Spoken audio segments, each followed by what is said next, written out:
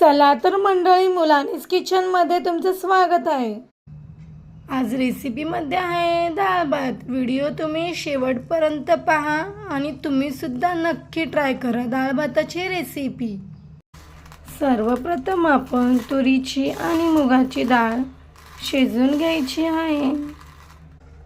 डाळ आपल्याला 2 ते 3 पाण्याने धुवून घ्यायची आहे, एकदम स्वच्छ अशी। यामध्ये आता आपण चवीप्रमाणे मीठ टाकूया, थोडीशी हळदही टाकूया। सर्व आपण मिक्स करून घेऊया। गॅसही चालू करूया।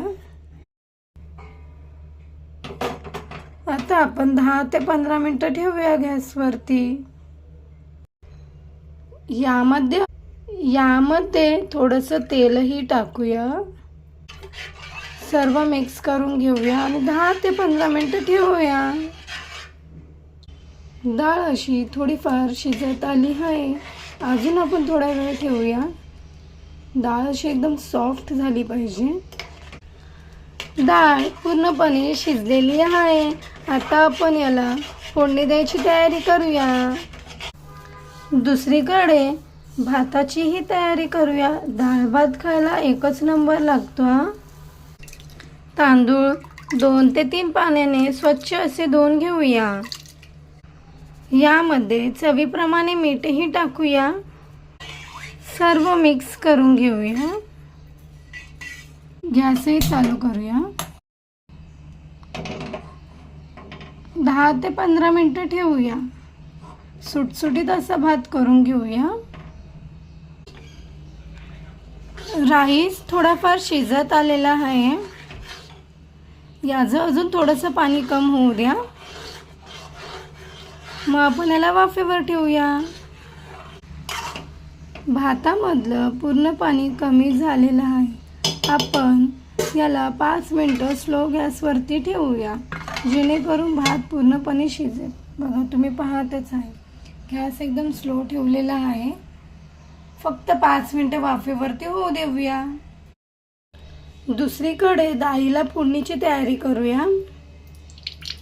1 चम्मच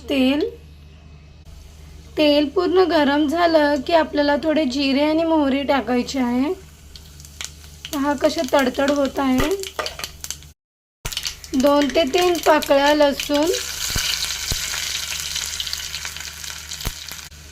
कढीपत्ता, 2 ते 3 बारीक चिरलेली हिरवी मिरची,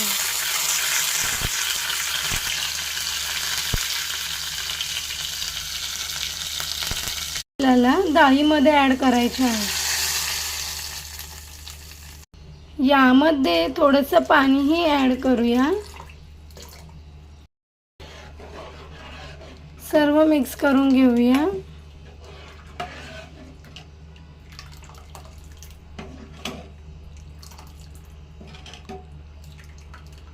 डाळ आपल्याला जास्त पातळही नाही करायची आहे, पाणी थोडंसंच घालायचं आहे। आपण भातही एकदा पाहूया, आपला पूर्णपणे रेडी झाला आहे का। पहा तर भात आपला पूर्णपणे शिजलेला आहे। आता आपण गॅस बंद करूया। डाळीला छान अशी उकळी फुटलेली आहे। आपण त्यामध्ये बारीक चिरलेली कोथिंबीरही ॲड करूया। डाळ राईस रेडी झालेला आहे। तुम्हाला डाळ भाताची रेसिपी कशी वाटली कमेंटमध्ये नक्की सांगा आणि आपल्या चॅनलला लाईक, शेअर, सबस्क्राईब करायला विसरू नका। थँक्यू।